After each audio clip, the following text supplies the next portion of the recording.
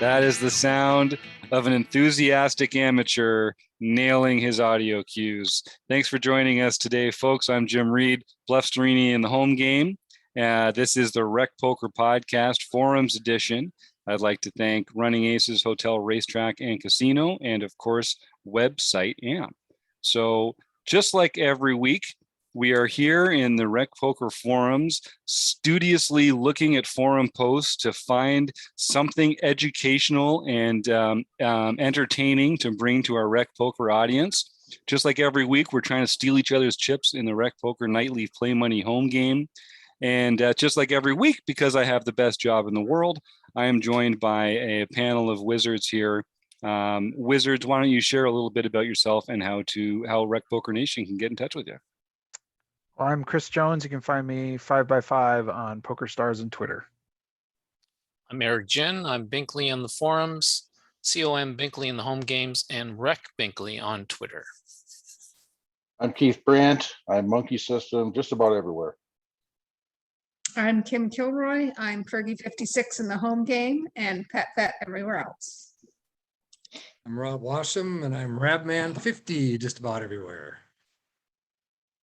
I'm Taylor Moss. You can find me on Twitter at Taylor_Moss and in the Rec Poker home game as Gopher Boy TJM. I'm Troy Chapman. You can find me in the home games and pretty much everywhere as Chapo Australia. Thanks, gang, for joining me this week.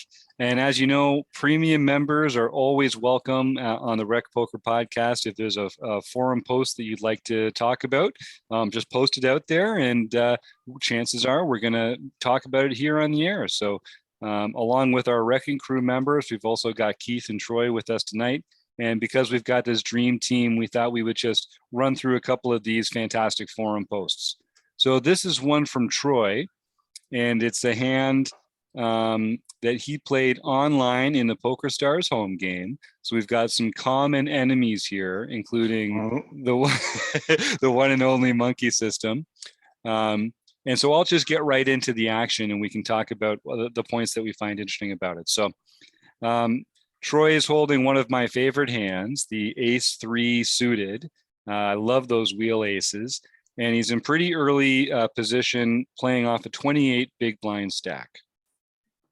So Troy opens from early position, I think from 200 to 440. So it's 2.2 size raise, which seems like the perfect size off that stack. We get a call from a middle position player. And then we get a very small 3-bet, which is interesting given the sizing. So the open raise was to 440. It got called. And then we get a raise from Money Mortis, another 560 to 1,000. So that's not that big. And then that gets cold called in position on the button by PokerCat36. And it comes back around to our man here, Chapo Australia, who has to decide what to do facing an additional 560 chips. So the pot is, let me see, 1,000, 2,000. There's got to be a little over 3,000 chips in here right now. It's 560 more to call. We are the original raiser, and there's one player still to act after us. So I'm always kind of torn in spots like this with these wheel aces because they play really well multi-way because you can flush somebody, but they've got those great qualities that make them good for re-raising as part of a bluff, a balanced bluffing range because they've got blockers. You can make a straight, you can make a flush. Panel, when you're in a spot like this, how do you decide between the different ways to play hands like this, specifically these wheel aces? And is there some way you feel like it's just the right way to play it in this spot? Personally, what I did, I'll tell you what I thought of, right? Yeah. So it's another 2.8 bigs for me to flat it. And I smelled, so something smells when someone cold calls a 3-bet. So it means that, to me, it usually means they've got a pretty good hand, but it's not they're not top of range and they don't necessarily want a 4-bet. So it's something I probably wanted to have a chat about. So I figured after the 3-bet and the flat, if I reopen, that's when things can get funky. So if I flat it, I'm pretty sure Keith's gonna call along and close the action, and then I'm pretty much guaranteeing a four-way flop with a hand that can make the nuts, whether it be the wheel or whether it be the nut flush. That was my theory with it. And I do love playing wheel aces. That was the big reason as well. And I do think that player that's behind you, they've already shown that they're in a calling mood today, right? Like with whatever they chose to call your open in position. So they could be planning some weird back raise with aces or something here, but I think you're right. Typically, they're going to be inclined to call along. So I like that thinking about how they're going to play their range there. I have a quick something to say. I like those suited aces too as speculative hands that can make the nuts. I think that your spidey senses were correct when you get the cold call of the 3-bet. Mhm. That like screams strength to me. And also, we're only 28 big blinds deep in this hand. And I don't think that this is a hand that you can play as a speculative hand when we're only 28 big blinds deep. So I think that in this case, I like your open, but I think in this case, I would have folded to the 3-bet and the call, even though we're getting absolutely fantastic odds. And so let's talk a little bit about that calling range of the button player, because I think a couple folks have mentioned it here. So just put yourself in their position. Early position raise or call opens. We get a call. Someone else 3-bets, and now it's on you in position. What are you calling with there? Like you're ditching a lot, and you're 4-betting most of the other stuff, right? That's almost always like tens, jacks, something like that. What are you thinking, Rob? I'm thinking, what is the big the button's stack size comparatively? Is he deep? Good question. The button. They're fairly deep. They have about 10,000 chips. So Yeah. 50 odd big blinds. Okay. Then I was thinking that he's going to speculate from the button, knowing that he's got position on everybody with probably some suited connectors and some small pairs. I think that's still a little bit too wide for. I think it was Jim that just said it. Like you have an early position open, a call, a 3-bet, and then now it's on you. I think they're probably ditching a lot of those, but a lot of people call in those spots with hands that are 8s maybe, but 9s, 10s, jacks, and ace queen. Like it's that like I'm in a good part, but I'm in that like not great but decent hand strength. And what do you think about that, gang? Because like let's say you're in this spot with like 9s or 10s or something like that.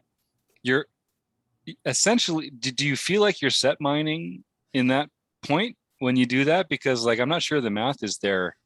Like should it just be a fold, I guess is what I'm saying, in that kind of spot instead? Like should it just be a fold? Like should you even have a calling range here?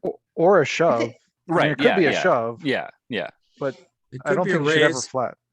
Right. A raise or a fold, I think, is what you should be doing in that spot. A cold calling a 3-bet is very seldom a good idea. Yeah. Well, I'm yet to act, right? And I've still Yes. and I'm at the moment, my range is completely uncapped. True. Yeah, good point. So if they flat, this is the part that I've always wondered about, right? So if they're flatting, they're just hoping to hell that what happens is they get to the flop. And improve. Really, that's all they want to do. No, but right? like Just, yeah. if they Yeah, felt they're like not they doing it could, with if they aces. felt like they could win without improving, they'd get it in. So it's like they need to get to the flop and they need to improve. And it's like that's not going to happen often enough to be calling in that spot, right? So is there a calling range there at all? I suppose is your Yeah, first, good question. at What do you all. think? What do you think, gang? Personally, I don't like anything. Not at this They- stack depth. If we're Yeah, a this lot stack deeper, depth, yeah. like then we can find some flats. If we're like 80 big blinds deep, then we don't really maybe want to get all our twists in the middle, but not at this stack depth. We just gotta shove or fold. Okay, so just there, Chris, if you are deeper, why not just 4-bet? I mean, you 'Cause could, I'm still to act. yeah. Yeah. I mean, I probably would a lot, but I mean, I might, I think there can be a case to be made for flatting if we're like 80 big blinds deep. But I mean, I think there's a case to be made for raising, especially this 3-bet is so small. Yeah, it's weirdly almost, small. It's weirdly small. So It's almost like a clickback, right? yeah, So Yeah. from that range what that position, that person only has 24 big blinds. So I think from the range of hands that they want to call a 3-bet with and all of the dead money that's already in the pot, they should probably be going all in here Yeah. with yeah. any hand that they want to call with. Hmm. Yep, I think that's right. And I think people get afraid of shoving in the 20s or like up to 30 big blinds or something because they feel like, oh, well, I've only got pocket 10s. Like, how good a hand can it be here? And that's true. But the fact is, like, I think people don't credit how deep you really should be shoving in some of these spots, because as we've said, calling is not really a better option. So you don't get to compare it to, oh, I'd rather be shoving with aces. Well, yeah, we'd all rather be shoving with aces, but you have to make money from these other hands in the best possible way. I can see aces as the only hand to call with. That's what we're talking. Yeah. All right. So, so as it comes around to Troy, he does call, and as predicted, the other player calls as well. So we get 4-way to the flop. There's about 4,400 or something in there by the time the blinds and everyone's called this 1,000. And About 22 bigs. okay, perfect. Thank you. And the blinds are all out of the hand here. So it's only players that chose to get involved here. So the flop comes 6 of diamonds, 4 of diamonds, 4 of clubs. So it's a very interesting flop. We've got the ace 3 of diamonds. So we've got the nut flush draw. It's a paired board.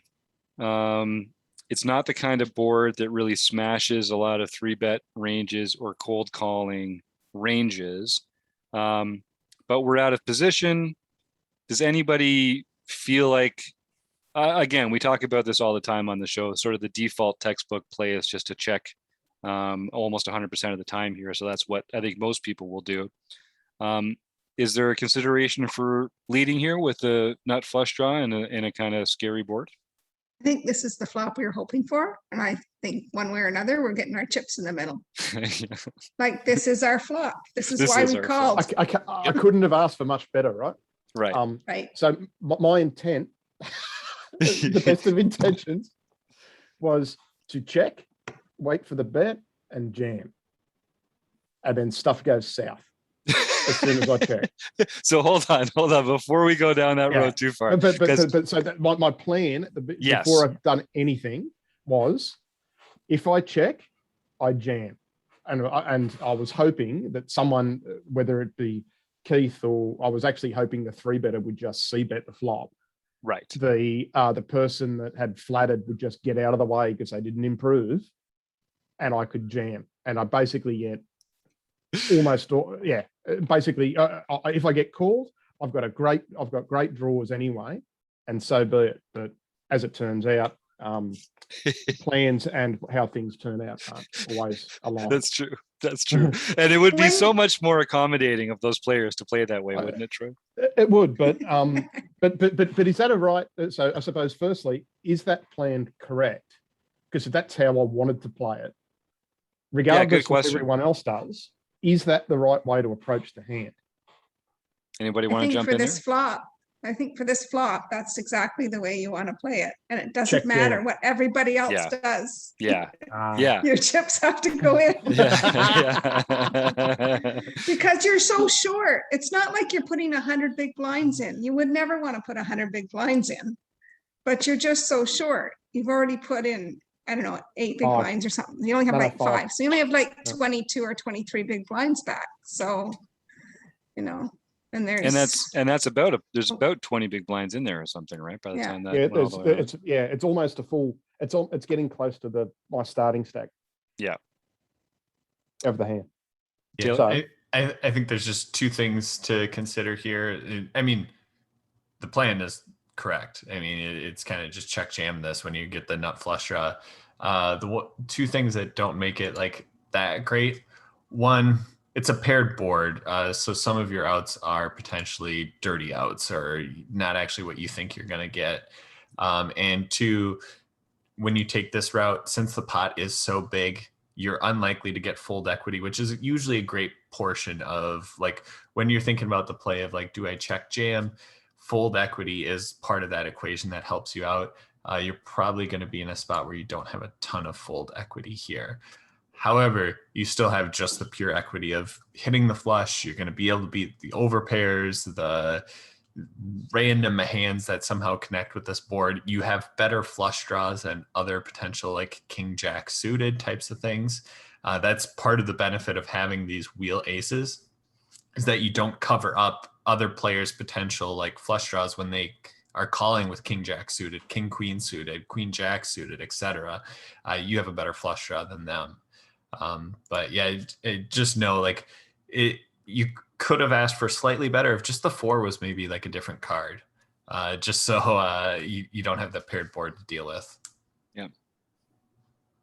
Yeah, certainly this is the kind of flop you're looking for when you get involved in a hand like this. And just like Taylor says, yeah, if it wasn't paired, that would be about the only way we could improve it. But I think we're definitely, like Kim's saying, we definitely feel like we own this flop. We want to get some chips in here.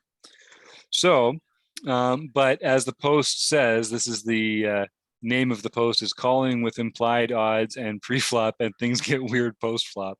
Yep, exactly correct. So what ends up happening is we check, the next player, who's Keith, also checks. Then the C-better makes a bet for about, what was that? Looks like about half pot maybe. And we get a raise from the player behind who cold called the 3-bet first. And then They it ja- comes back They to jam Troy. all in, don't they? Yeah, no, They all in. jam all in. Good point. Yeah, So- sorry. So the and yeah, it's so a the short cold- raise. Yes. Yeah, so the cold caller of the original 3-bet jams. And they jam Over the C-bet. over, they jam the over C-bet. less than the size of the bet. But yeah. Mhm. So they're very comfortable. They're very comfortable with the equity that they have in the hand at the moment, it seems.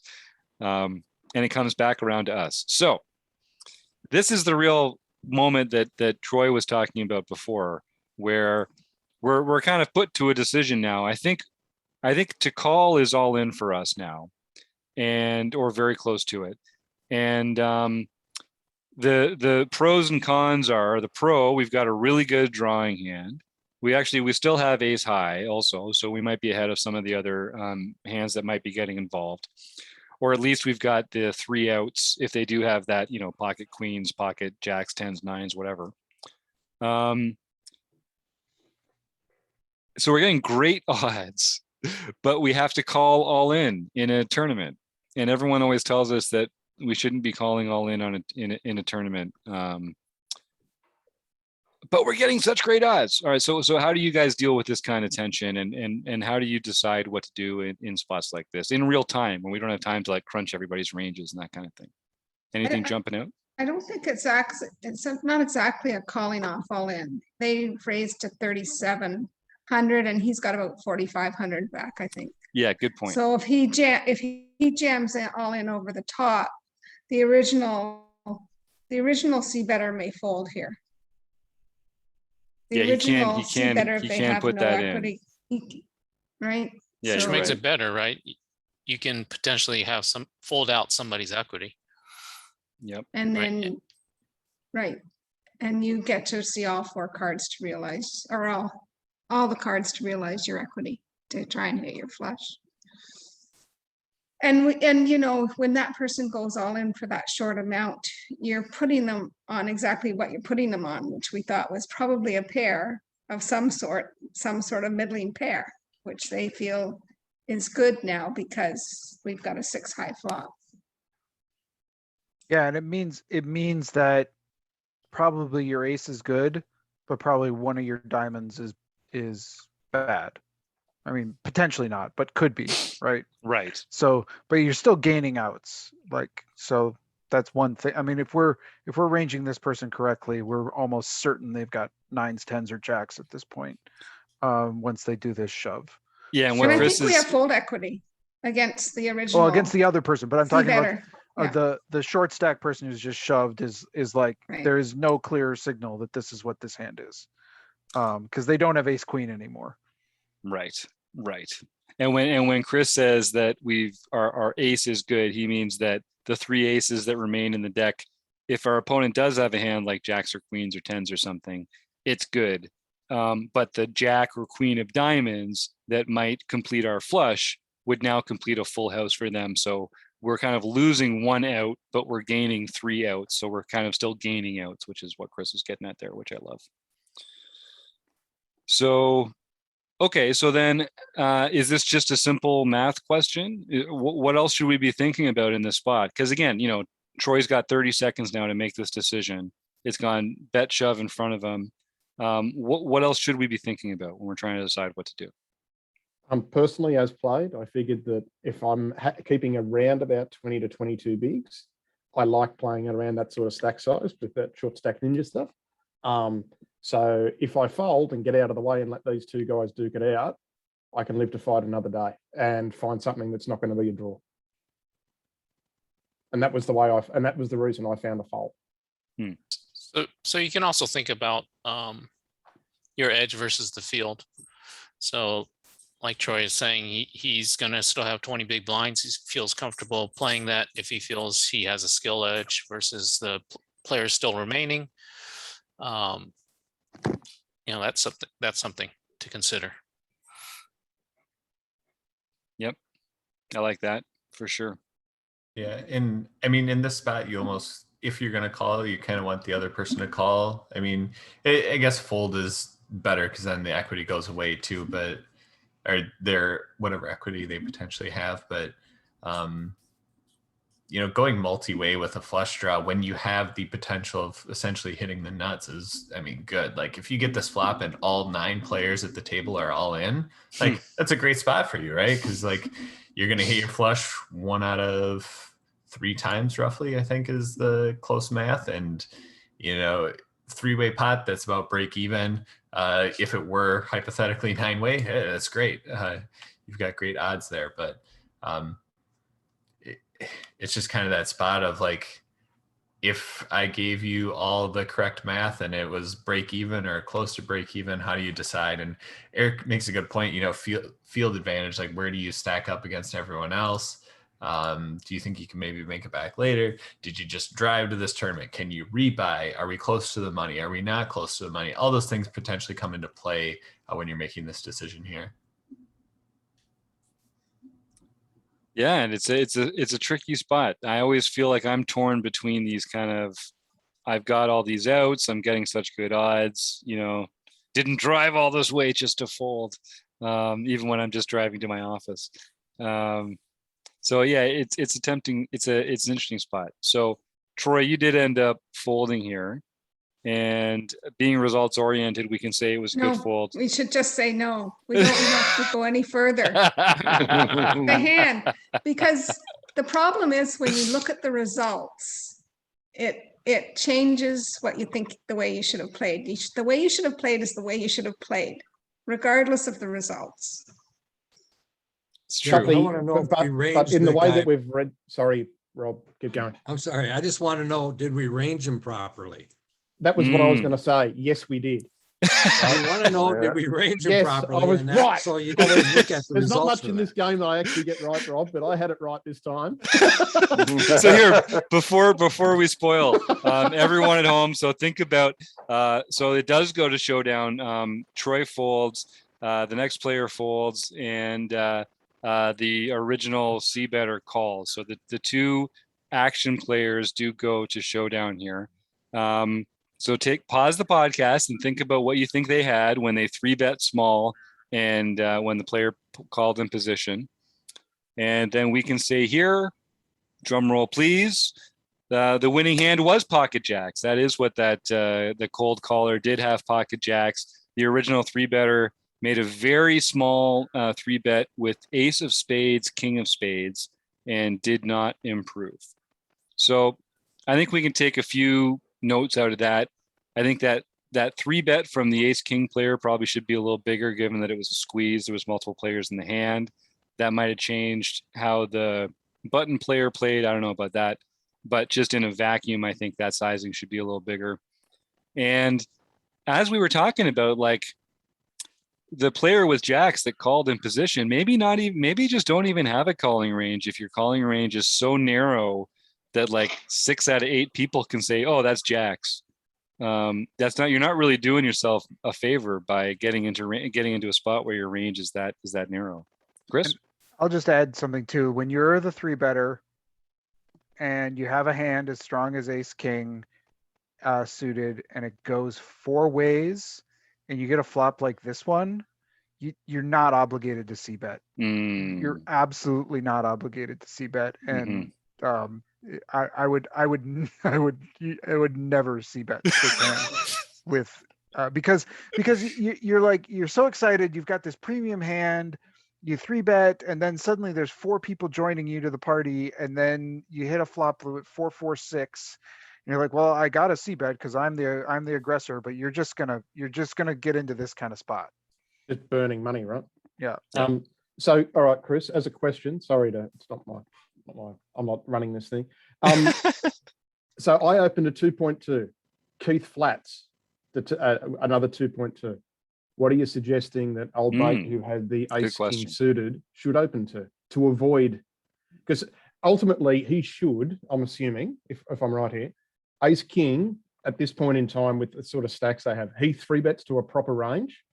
Jacks goes, I've got no other option here. I jam and I get out of the way. It's basically it's a trivial fold. I move on. And Keith, well, I'm assuming Keith gets out of the way because I never actually found out what he had. I don't know what I had. I don't remember. We're on the button, right? And we're on the button with ace king. No, the jacks is on the button. So he's in the cutoff. Right? Yeah, cutoff. So in the original open was 440. I don't know what others would be doing. I'm 3-betting. Sorry, so it was 2.2. Sorry, 2.2. Yeah, 2.2 big blinds. Yeah. So I'm raising this to around 7 or 8 big blinds. Yep. Yeah, I was going to say 8. 8 Yeah, jumped I'd say out at 8. me, and even though we've only got 28 big blinds, I guess the 3-betting player is actually a little deeper than that. So yeah, 8 sounds right. 8 sounds right. If this had been played optimally, I think it would have been all in pre-flop between 2 players for a race. Yeah. Yeah, 8.8. Sorry, 8 bigs.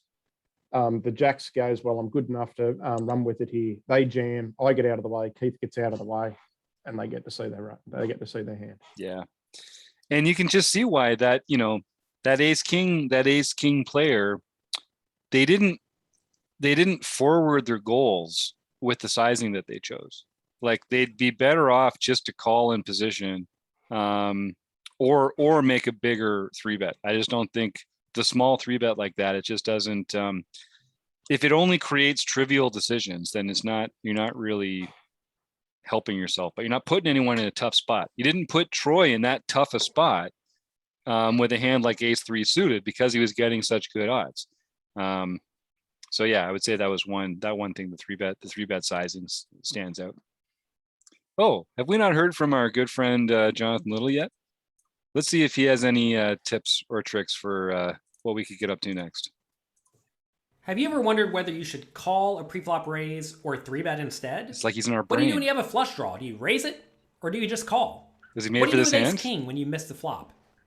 Don't Are see you that. tired of Don't guessing see that. about what the right play is with your particular hand? Well, my name is Jonathan Little, and I am a 2-time World Poker Tour champion and creator of PokerCoaching.com, where we offer over 1,000 interactive hand quizzes where you play a hand and then get real-time feedback from our world-class pros. Don't guess and don't stress. Just register for your free account at PokerCoaching.com/RecPoker right now. And if he finds out that any of you have been guessing or stressing, there's going to be a problem. There's going to be a real problem. You don't want to see Jonathan Little when he's angry. I would go to pokercoaching.com/recpoker right now. Money back guarantee, folks. Don't forget that. All right. What's he gonna do when he realizes you're heckling him during his little pitch there? You mean Like, bantering with him in a supportive and friendly and encouraging way, Taylor? Is that what you mean? okay, I'm gonna do that when you start talking from now on. That's why we miss Taylor on the chats editions of the podcast. We record too early for Taylor to join us. We need this joie de vivre from you, my friend. You kept heckling me and I left. Actually, secret, we heckle you a lot more now that you're not there. Just to put the word out. There's a minor amount of heckling that goes on, but it all gets released out on the air, at least I promise. Right. All right. Well, let me see. Any other thoughts here? Wheel aces, calling versus raising, stack sizes, ranging opponents. What other kind of lessons can we wrest from this? I know we covered it all so well. It's like we're getting good at this or something. If Kim? you have a plan, go with it. Yeah. Yeah. So I guess one thing that we didn't talk about, does anybody call at the end there or make the reshove? Because I think we didn't actually definitively get on it, but I think it does seem like a spot that maybe you got to kind of hold your nose and just continue with the hand anyway, right? As played. Yep. Cool. I just like any excuse to get my chips in the middle. I'm just glad. If I call the 3-bet, I'm getting him in the middle here. Yeah, when you get that kind of SPR with that particular hand, that sounds good to me. All right. Well, I'd like to thank Running Aces, Hotel, Racetrack, and Casino, and of course, website AMP. Keith, Chris, Kim, Rob, Eric, Troy, and Taylor. Thanks for coming and hanging out with me tonight and talking poker. And we'll see all y'all again next week. Take care.